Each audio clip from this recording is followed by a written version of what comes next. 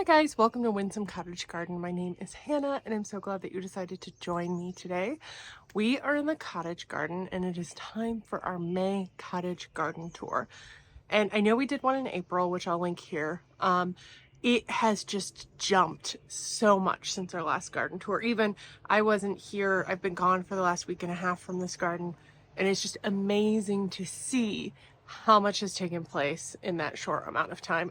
There's a couple things that are looking gorgeous right now that I can't wait to show you. We have a couple other spring spectacular things that aren't quite here yet, so you might get another tour in a couple weeks just showing some of those late May highlights. We are in West Michigan. It's not, I don't know if I would call this Northern Michigan, though I suppose if you ask someone from Michigan where up north starts, they all have varying answers. We might be the beginning of up north here. We are in zone 6 here. Our last frost date is not until actually mid-June. We are fairly far north, but because we are close in proximity to Lake Michigan, though not on Lake Michigan, we do get some protection from that. So while the mid-June is their potential last frost date, it honestly might have already passed looking at their weather.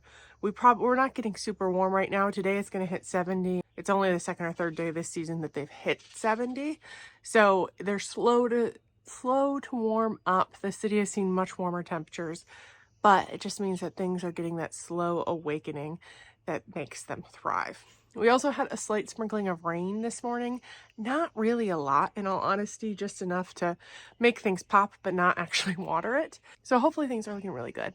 And there's a couple of things we've planted in the last little bit that I can't wait to give you an update on. The first thing I just wanted to acknowledge really quickly are these little pots we planted. These were only planted about a week-ish ago. But you can see, I think I mentioned at the time that if we kept the ranunculus deadheaded, they'd do well. They are. I think there was one over here. Yes, I noticed yesterday. This needs to be deadheaded. We'll just pop that down.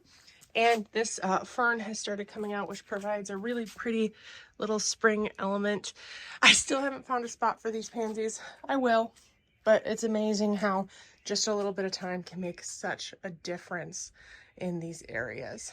Over here, I did want to briefly point this out. This is an odd area. It is basically 100% shade. You can see there's a weird roof line where the garage was built after the house, and this is what it ended. The house used to end here before the garage was built. So this is kind of 100% shade. It's mostly ferns. You can see some of the beautiful like vase structure some of them have. We have some Astilbe hellebore. There's also a toad lily that I might move because it doesn't really do anything. It only puts on a couple blooms, so it might get moved. But one thing that does bloom and is just starting is this is a deep shade bleeding heart, and its new growth is this like green color, and then it'll turn slightly silvery, and it provides such a pretty juxtaposition in this area, and I cannot wait for these to start opening up. Other things that are beginning to bloom here in the front are our forget-me-nots. We have a small little patch right here under this hydrangea standard that we love. There's a couple ferns we have to move. We like to keep the ferns back and this straight forget-me-nots, and you can see that they're just starting. There's lots of buds, but they're the beautiful small cloud of blue flowers, which provide some interest after our crocus have really fizzled. We've got some varied interest with the heucherellas, but the hellebores have also kind of faded out, so this provides a nice little pop in this midstream area. I'm thinking that this rhododendron, which is a yellow rhododendron, I think it's called a Capistrano rhododendron, it's a bright yellow, should be starting in the next week or two. So it's nice now that we've got something basically of interest, and it kind of shifts focus around in this bed, but it's starting to fill out. I don't know if you guys remember, this is one of the first videos we did this year, was working in this bed. And I said, it's looking really bare, but you just have to wait, give it a couple months, and it's going to be full of life. It's not quite in its lush fullness yet, but you can start to see the beginnings of it with all the ferns. I'll link that video here so you can go back and see what this looked like before all these things started coming out of the ground. Now, let us go look at the deer-resistant bed we planted, because there's a couple spectacular things in it. Look at this. This is just popping off Ignore this shepherd's crook. We're working on a bird feeder situation right now. But the creeping phlox right here is looking so good. We have a bit of an unusual thing in this bed. You'll also note the beautiful bleeding heart and some of the Brunnera that we'll go look at closely in a moment. This bed is unusual in that from about here forward, it gets full sun. This rhododendron is probably it's an early morning sun, so this rhododendron still does well, though you can see it suffered a little bit of wind damage this winter. So you'll also see the daffodils in here have spent. There's a couple hellebores left with some blooms. Let's go. I can never resist a good hellebore. They're really pretty dark blooms that will they start out like this and they're a little more plummy, and then they'll fade to like a greeny, dusty blue slate. Pretty. But so from where I'm standing onward, it's pretty much shade. And we wanted things that we didn't have to put fencing around. If you followed us at all before, you know that we deal with deer quite badly here. If I kind of slowly turn around, that is a national forest with a whole host of animals, including a ton of deer. So in general, we fence all of our stuff. We've tried sprays, we've tried the motion activated sprinklers that kind of startle them. We've tried fake snakes. None of them have really seemed to work, and there's been years that it's just devastated the yard. So probably about 4 or 5 years ago, we fenced everything in. Honestly, I don't really even see it anymore. I know sometimes people will comment on the videos and be like, what's with all the fencing? It's because of deer. Now, there are certain areas, including this bed that I'm in, that we were very strategic in only planting highly deer-resistant varieties. What is difficult about highly resistant deer varieties is they don't mean deer won't eat them. It just means they will eat them last. So we haven't had a problem yet, knock on. Let me go find some wood to knock on. It is something we've done strategically. How at the same time, there are so many things that are not deer resistant that are our favorites. Hosta is a great example. They are like deer candy. So we will put up those fences because to us, it's worth the fences that we honestly don't see anymore to enjoy the plants that we enjoy. But this was a bed that we were very deliberate when we were creating it. It's a deep shade bed where we use highly deer resistant varieties, and so far, so not so bad. So I showed you this creeping phlox, which I think is a little unusual. I don't have any like this in the city where the little flowers have that bright yellow in the middle of the dark purple. Just beautiful. And this is like not even really its full glory, though it is looking gorgeous. The bleeding heart I think is also particularly nice. It creates these beautiful graceful swaths of flowers that provides such pretty like dancing in the wind gorgeousness. And I like it in particular against this astilbe that's coming up strong. This is a chocolata or something like that. And it's got a slightly darker foliage, so it pops really well. Lots of things are coming back strong. The only casualty as I see it, there was supposed to be a bleeding heart here. I marked it with a stake so I wouldn't plant over it. It could still come up. We've had a couple things that take their sweet time to come up, but I do think that is something I would replace if it doesn't make an appearance. But right now, I think this is the star of this bed. This is a sea heart or sailor's heart Brunnera. That is looking just so, so beautiful. You can see they put on these cloud of flowers that are a little forget-me-not in nature, as we just showed you those. But then they also have this brilliant foliage, which they look like this in the spring. And then they will get those giant silvery leaves that you can kind of see already starting at the base. They get even bigger than that. And they'll just kind of provide a really shining spot of color. We have 3 in this bed. And I would actually like to get more, because I think right now this bed is really pretty. It's got lots of different textures and foliages, but it could use probably, well, I've got 3, so I'd have to add 2. And I would add 1 there and 1 there. Oh, I'd love to add 1 there, but I don't think I can. Just so that there's like a huge line, because it's so, so pretty. We also have some lungwort. They're really interesting because their buds start out like this beautiful pink color, and then they bloom blue, and they kind of go from like a pinky purple to a true blue. And they also have some really interesting foliage. They're a deep shade plant. And I have one tiny can at my house in the city that loves it. It puts out babies, and unfortunately it puts out babies where they fry. So I dig them up. I think I've got 3 in this area, and I've got some more that I'll probably bring and just start sprinkling around the back of this. This bleeding heart did come back, which is exciting. It's a pretty white one with some really graceful texture, but you can see this whole bed is just starting to pop. It's actually one of my favorite things this year.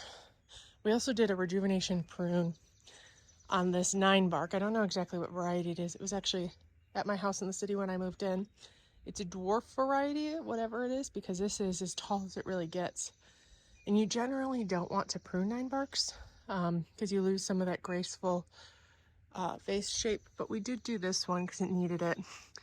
I don't know if you can really see it, but it's starting to put out some of that vase-like look. Before we go in the backyard, we do just have an honorable mention for the Quanzan cherry. Look at these blooms. They're such pretty, pretty blooms. And we've got a lot of lilacs in here that haven't started, but they will soon. The daffodils are looking pretty from a distance, but I'm not gonna go look too close because they've actually started to bloom out. But they put on a very pretty spring show. I'm gonna quickly show you this. They're coming back well. These are new beds since last year. I think I've shown them in a couple videos, but I'm actually thinking about pulling out the Hakana Cloa that we have there and popping them here because they'll actually be able to get a little bigger and more their normal size. I think that would be pretty.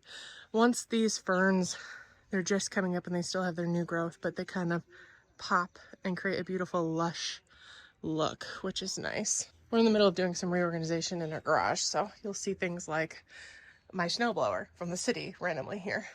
But this is the other Brunner I mentioned. And just a quick shout out to this climbing hydrangea. It has put on so much growth. And I think this year I wouldn't be surprised if it actually gets to this next rung. Should be very, very pretty. We've got a number of things in this bed too. Some toad lilies as well as some painted ferns, which they're always so dark when they come out. But then they turn to this like prehistoric look. Okay, I wanted to show you this bed from this angle very quickly before we kind of take a wander around it inside. You can see that the serviceberry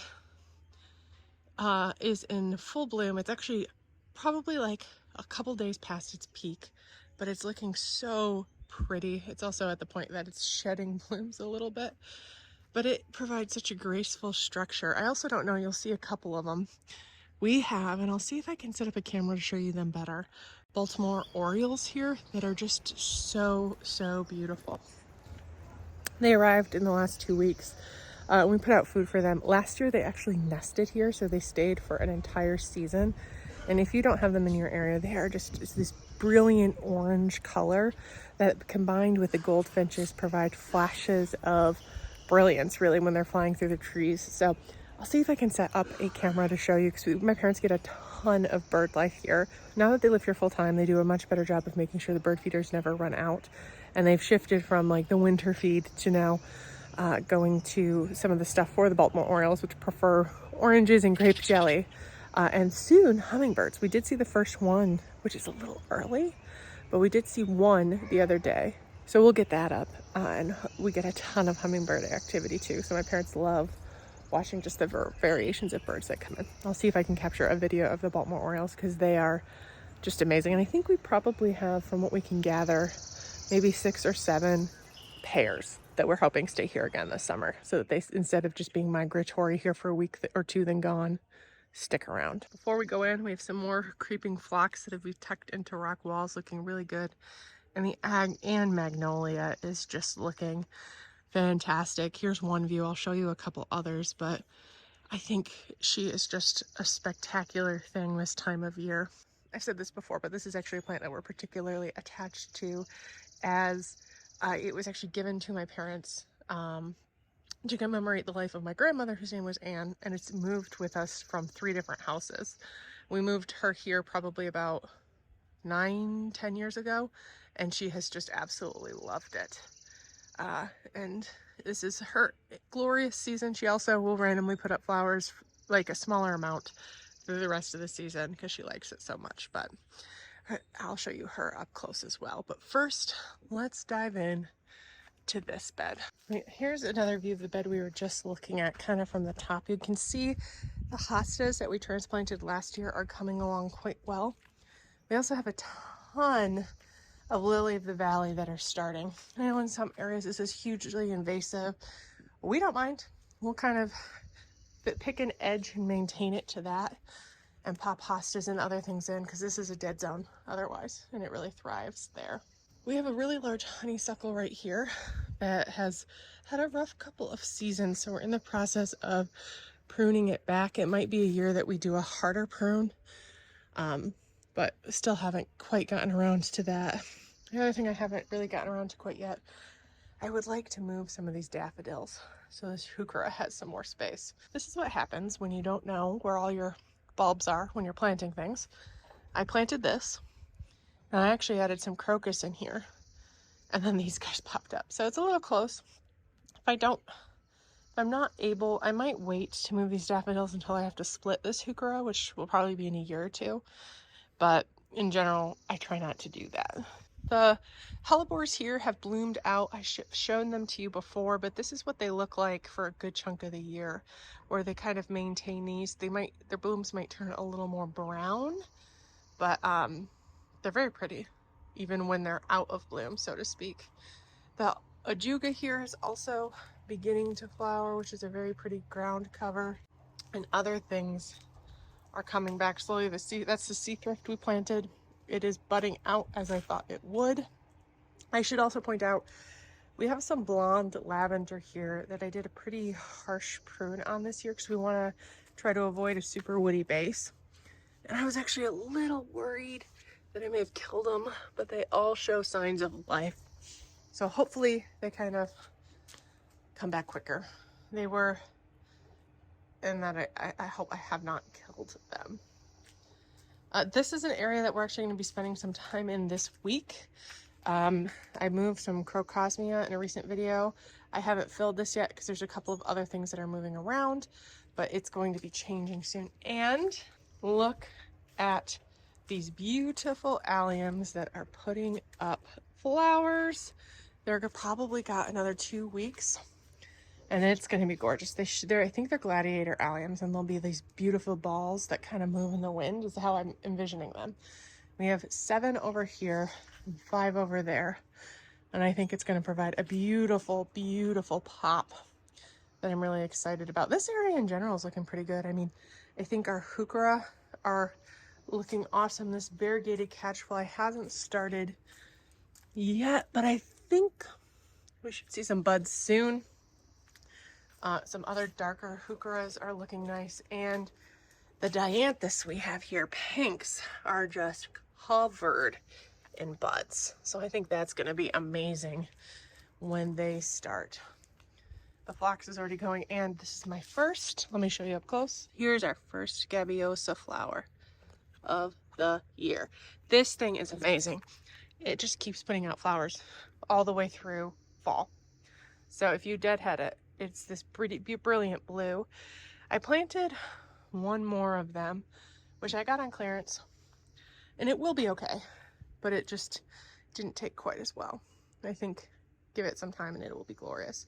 And I wouldn't mind honestly getting a couple more to dot around the top of this wall because it's pretty from here, but then it's also beautiful from down below. Our sweet woodruff is also beginning to flower, which I absolutely love this ground cover. It's fairly shallow rooted and does really well working around things. The one thing I do not like about it is that after these beautiful white flowers are done, which they are gorgeous, their seeds are little burrs. We have dogs, as you guys know, little dogs that love to run through these beds chasing chipmunks that live in the rocks. And there have been many a time that if we haven't been diligent in watching them, they'll run through this little patch and we'll be covered in thousands of these little burrs, which they're not too bad. They're not like some of the burrs that you can't really get out. You can comb them out, but oh my gosh, it's a pain. My mom would like us to rip it out or put it in areas like other beds that the dogs don't have access to, but I love it, so I'm resisting that. I've actually added a tent to my yard, in the front yard though, where my dogs don't have access. So, forewarning if you do have pets. I think it might be an interesting experiment after the flowers to come along and kind of do a slight haircut before the seeds are put on to see if that makes a difference. Let's actually quick pop down these steps and I'll show you a couple of updates from a different perspective. So this is our hammock bed. These 2 trees are perfect for hammocks that we usually put one up in the summer. And this is an evening primrose, which is a brilliant yellow flower. This bed down here, let's not look at it too much, but it's one that we're going to work on this year. And we did plant a little quick fire hydrangea, which might be a little hard to see against the, there you go, you can see it a little bit better here, which I think will fill out this bed beautifully over time. But this bed is one that we've been battling Hydrangeas in, been trying to kill it. You can also see if we're looking at the ground, that stuff is voracious, it wants to live. It's popping up here. And you'll also see there's some dead ones, and that's because we've been spraying them about twice a week. Anything that pops up, we've been spraying with Roundup. We try not to use harsh chemicals in our yard, but Roundup is something that we will use, especially on something like this that we're trying to eradicate, because it does kill things really, really well. I personally am like anxious using Roundup, even in my yard in the city. I don't know what about it makes me so anxious, but I wait till my dad's coming and say, hey, can you come spray things? I'll do some boiling water stuff and less harsh chemicals, but Roundup really helps keep things at bay and kills them back dead. With this plant, it is truly one of the most voracious plants I've ever seen. You guys know, I'll link another video where we've actually covered this whole bed with a landscape fabric, which we also try not to do, but because we think it will help us long term keep it at bay. It's definitely helping keeping the majority of stuff in, because we put a thick layer of mulch over it, and now we've just been spraying it as they pop up. It's probably going to be something we're battling for. My guess is another 2 to 3 years before we might get it under control, if ever. But we really regret having this in the bed. It was recommended to us by a landscaper who helped build the rock walls. I don't really want to say they did us dirty, but they did us dirty. And we've been fighting it because it just chokes out everything. It is very pretty. It's just so voracious. I would never recommend it, but here's another view van, looking great. We also did the same thing in this bed as well. This bed has 2 Bobo hydrangeas that are slow to come back, but I do see growth points on both of them. There's one here and one here. We also have a mock orange that's doing well. And here's another view of that bed from below. And I don't know if you can see because of the allium, but that bloom I was telling about on the scabious is right there. And I could just see a couple of them down from here would be pretty. I think this is also a very pretty view of the sweet woodruff. And then this is also like, it spreads voraciously. It is so shallow rooted, it's very easy to control. Now, this is a Japanese maple. Is it a katsura? I mean, I'll have to look up what it is. But it's been in this spot for probably 5 years now. It's doing really, really, really well. It's so architectural and interesting. And you can also see from here some Virginia bluebells that are beginning to put on a show. Let's go look at this bed a little closer. The other thing I love about sweet woodruff is how it does fill nooks and crannies, but it looks so graceful. In this whole bed, we don't have to deal with weeds. And this cloud of white is just one of my favorite things. Let's see. Oh yeah, these are all putting on bloom stalks too. Exciting. Over here, we do have these primrose that I think we transplanted last year. There's a bird feeder above them, so they get a little covered in seed, but they're just about to go out of bloom. But don't they provide such a happy little pop right here, combined with like the blue of the Virginia bluebells. And actually this stand of daffodils is just starting for some reason. I think this area is beautiful.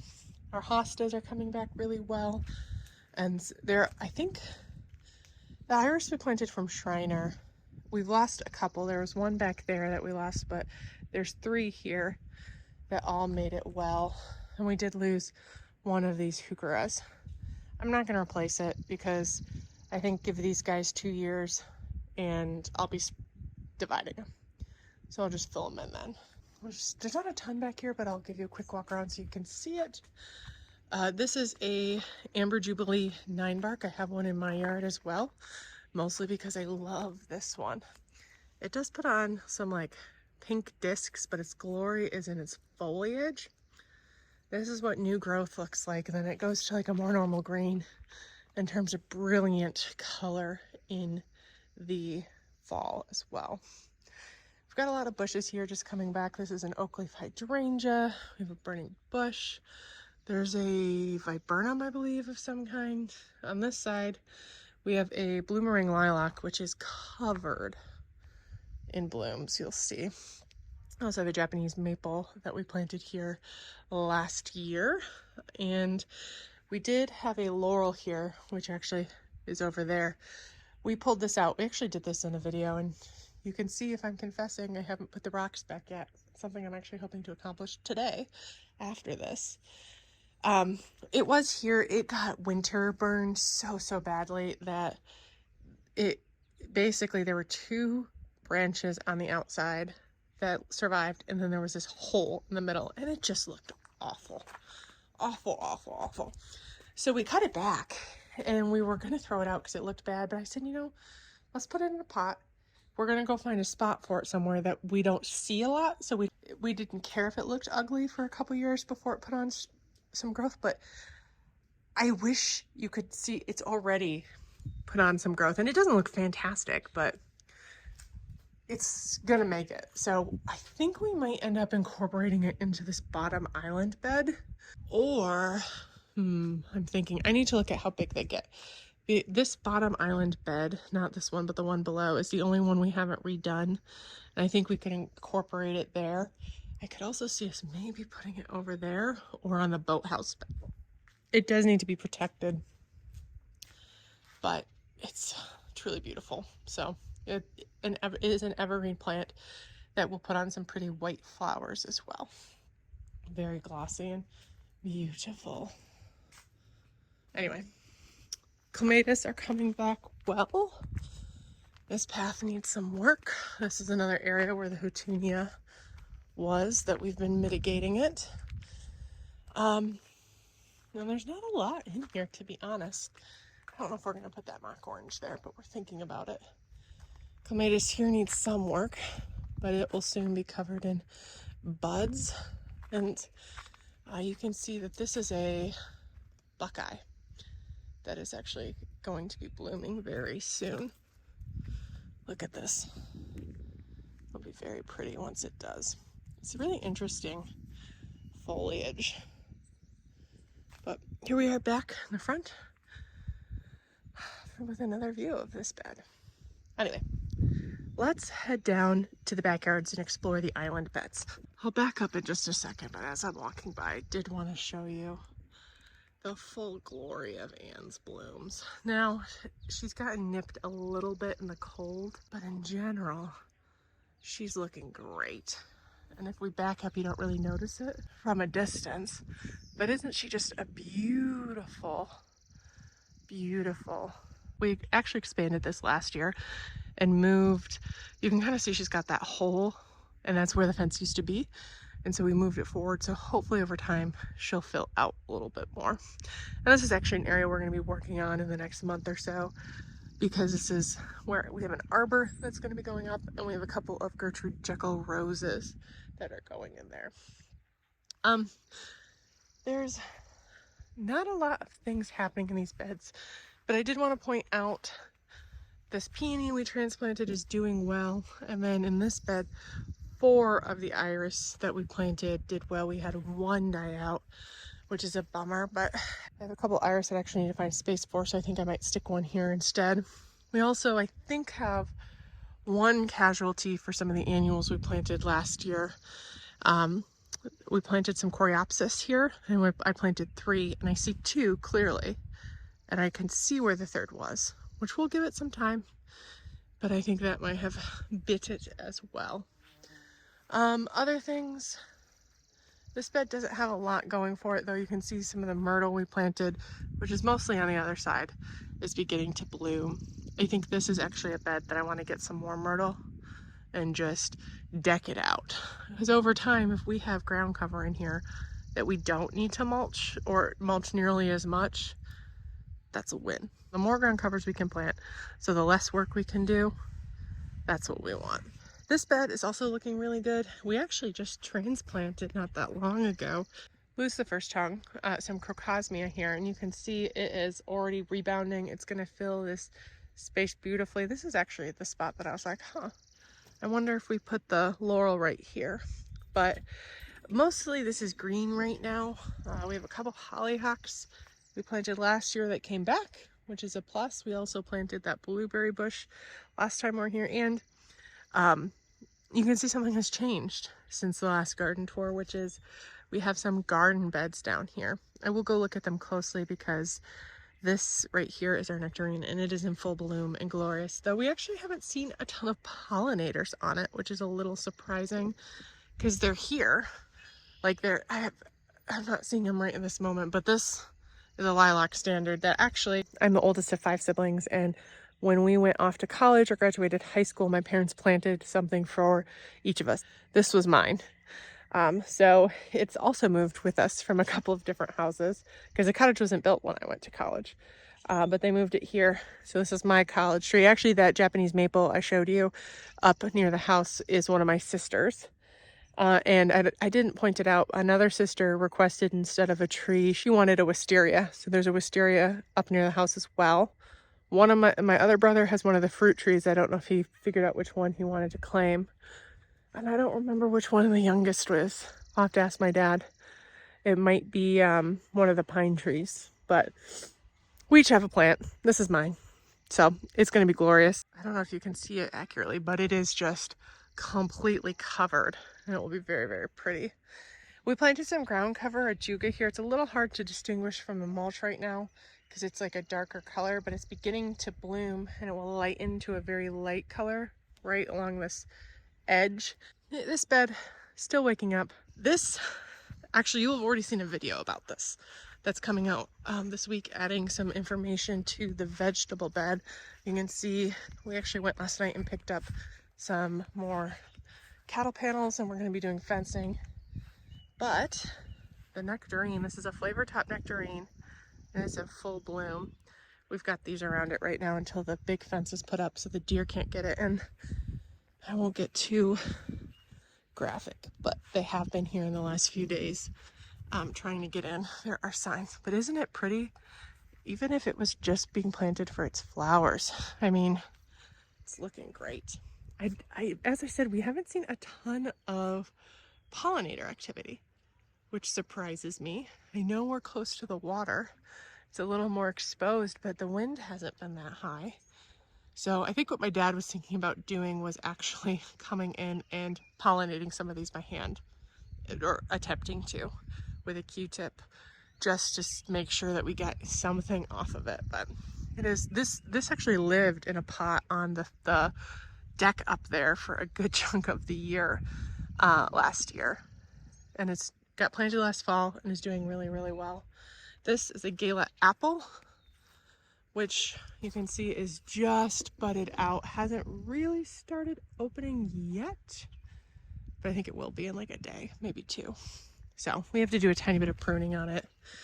And you guys, there's a video that I'll link that we posted this week about this area. But in brief, this is actually a 1 to 2 year solution, so we can still use it. Long term, we actually want to build slightly higher beds that are narrower, so they're more accessible for my parents as so they don't have to bend as much. But this is what we're going to be doing this year. And in that video, you probably actually saw it more advanced than this, because we're actually going to be finishing it today. I did want to point out this bed. Last year we planted a ton of bluebells in here, which are coming back really well. You can see they got nibbled on, and they haven't put up bloom stalks yet, but I think they should be in the next month or so. They should be. We also have a ton, or should have in here, a ton of foxglove that really, I'm a little disappointed in how they have not come back strongly. You'll see a couple of things that are actually snapdragons that I planted that survived. So I'll probably add some more snapdragons this year, as well as some zinnias. So this is decked out, and next year I guess I got to start more foxglove, so we can keep adding more. But I do want to address this quickly. This bed, we did not raise the soil around the tree. You never want to raise soil around the natural root flare of a tree because it can rot out, and right at the base means you could be doing some damage. This is a maple that was here long before any of our house or any of our neighbor houses were. And we needed to do some grading work, so we actually built this so we could keep the soil at the level it was used to and have worked around it. So we did not build up against this tree, and that's something you don't want to do. Actually, here's a really pretty vantage point of all the beds. And this is the one island bed I think I mentioned that we haven't revamped. We're going to expand it, and it's gonna change a little bit, but it's gonna be a little later in the summer. The big project we have is this. It's a bamboo. It is pretty. We love it. It started out in a, I don't know, 3-4 gallon pot at a house 2 or 3 houses ago and has moved with us. It has loved this space. It's been here about 10 years, and it's actually creating a problem, and that is pushing our rock wall out. And it's also, we didn't put down bamboo guard, which we should have. And we're thinking potentially what we might do is attempt to dig it out. Now, we don't relish that because the root ball itself is intensely hard. It's wood, basically. So we're gonna have to go at it with a chainsaw. But even if originally we thought, oh, we'll dig out around it and put bamboo guard in to keep it contained. Now we're thinking we kind of want to move it in general, and since the deer do not eat it, potentially use it here near the boathouse. We've tried grasses and stuff there, and actually right against the building it doesn't get quite enough sun, but the bamboo doesn't mind part shade. So what we could do, that we might think if we get around to moving it, is put bamboo garden, and then in this area kind of just have that pretty texture right up against the boathouse, which we are gonna, I don't know if you can see the edge. This is another bed that we plant on redefining. You can see the edge kind of disappears into the grass, in part because this is really hard to cut on the mower, especially because last year, maybe 2 or 3 years ago, time blends a little, my parents had to have a seawall installed because they'd been having some erosion issues. This lake is actually like the smaller portion of the lake. The larger portion is right through there, and we get a lot of wave action off of the narrows that had been eating away at this. So they did a lot of rejuvenation work, but the angles of various things make this kind of hard to cut. You can also see grass doesn't love to grow here.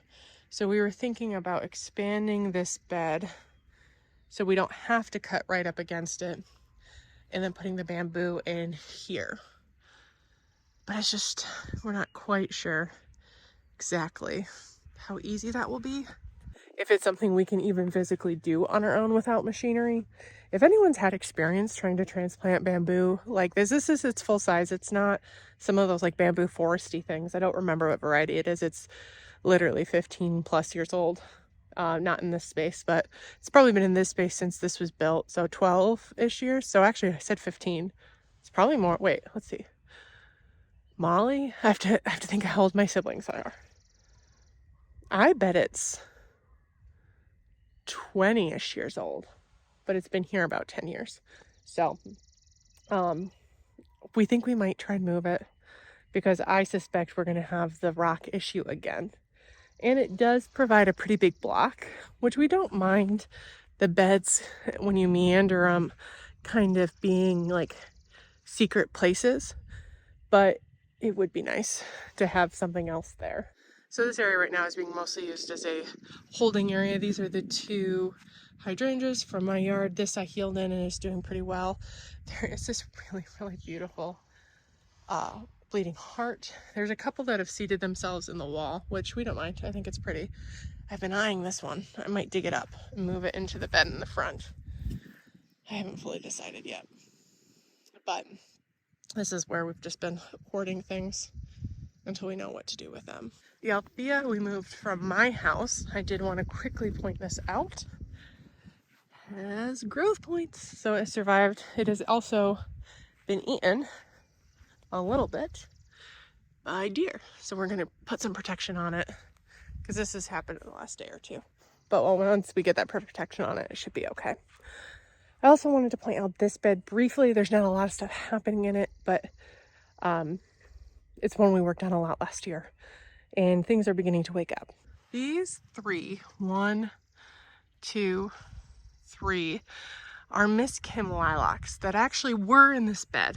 This bed we actually greatly expanded last year. We had some, I mentioned earlier, this bed we actually did a lot of work in. All of these beds were installed, and I've said this in previous videos, so if you've watched me, I apologize if this is repetitive, but if you're new, it might be interesting. We have the 4 island beds that really break up a quite steep hill from the house down to the water. And if you meander the paths around them, it takes out a lot of the steepness of the hill. When they were installed, we had somebody do the rock work. And my dad can build rock walls. The beds I showed you like along the side of the house, he's done those, but these were quite a lot and they're quite large rocks that were used. When they seeded the grass, the beds around them were quite narrow, to the point of some aspects of it were stupid, like this bed. Before we did this work, there was literally about 6 inches in the bottom and 6 inches on the top. I don't know what the point was, but in all 3 of these Miss Kim lilacs were right there. They were planted a little too close to each other. Things do really well in this yard. If the things are said to grow 8 to 10 feet tall and wide, they'll probably grow 12 feet tall and wide. Something about our position and the weather and the atmosphere, they just love. So all these Miss Kim grew together. So the angle I'm at is actually showing you the worst because we positioned some of the worst bits towards the sun, hoping they would round out a little bit more with some sunlight. We are waiting till they bloom this year. We'll see it from the other side a little bit more, but they are covered in blooms. And then what we're going to do is cut them back by 1/3 right after they bloom to try and encourage some more basal growth from the bottom, or maybe putting out some sprouts lower down. This one has already begun to do that. We're probably going to do this 1/3 cutback each year for the next couple years until they get to a shape that we like. If we find over time that they never improve, we might consider pulling them out, but we wanted to try this before we did that because they are really pretty. And the other side I'll show you, they don't look that bad, but you can tell, I think that one was in the middle. And then this one was on one side and this one was on one side. So I'm showing you their worst side right now because I want to keep it real. We also have in here, it's not empty, I have denim and lace. There's one there, one here, and then these 2 get a little bit more sun, so they're a little more advanced. But there's 3 hibiscus in between, and we're also going to be planting some dahlias in here as well. And I'm so excited to see this combo this summer. I hope it lives up to my dream. We have some midnight penstemon, which is providing a really pretty purpley texture, as well as a pink we moved earlier this year. Let me show you this side. We did position, as I said, the better side towards the house. A, because we see it, and B, it won't get much sun from this side. So there's not a ton of hope of it rejuvenating a lot, but they all have tons of flowers that we will enjoy. And then we're gonna attempt, this is the one we did not move. Those 2 were both moved. But you can see they look a little better from this side. And hopefully that rejuvenation prune works well. I did want to quickly insert a video here of these 2 planters because I know I planted these out earlier this year. As predicted, the only things that flowered were the mix. They're a little bloomed out. I wasn't here when they reached their full glory. But they did bloom, which was kind of exciting. They look a little bit weird. And you can guess if you saw how I jam-packed that, not everything came back. While there were a couple other daffodils that did end up sprouting in this one more than this one, I think they didn't get the cold they needed. So we decided not to put them at the front porch because they do look a little odd. But we've enjoyed them here. And we will be moving them out into the landscape. This is our plant nursery of things that need a little bit more heat. These roses, times are coming. I don't know if you will have seen it already or it'll be one of the next videos, but I'm going to get them planted here. And these are the ever-present dahlias that I move in and out every night. So they kind of came out from the city with me, so I didn't have to leave them out in cold temperatures.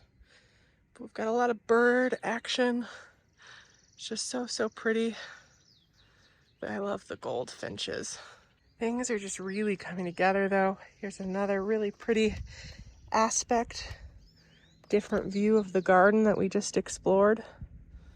And I just love how everything is coming together so brilliantly. It's really beginning to shape up. That's actually going to do it for this garden tour. I hope you can see how much things have just jumped in the last little while and how some of the projects we've been talking about for a year or so are finally coming together. It just takes a little bit of time to get there. And my dad has been doing a lot of work now that they're both retired and have finished working on the inside of the house a little bit more. They've been able to focus out on the yard, and my mom and dad are both really excited about the vegetable garden this year. I'm excited about it too. I'm also very excited to get some of the plants, since I've started all their plants, out to it, which will be coming in the next couple weeks as soon as we get past that danger of frost. I'm actually, well, you probably saw in a video earlier this week that I did plant some cold tolerant stuff out there. So things are just coming together. It's been really exciting to see it bloom this spring, and I cannot wait to see it the rest of the summer. We also actually recently did a May city garden tour of my house in the city. So I'll link that here, but you should definitely check it out. And if you like these videos, please make sure to hit that thumbs up button and subscribe. We track this cottage garden as well as my yard in the city. I call it the cottage. This used to be our family cottage. My parents now live here, but it'll always be the cottage to me. And its garden is one that we've built over time from the beginning, and I've put a lot of work into it too. My dad and I are both avid gardeners, so it's just been such a joy to see it come together. I hope you enjoyed this video. Thank you so much for joining me, and I cannot wait to see you in the next one. Bye-bye.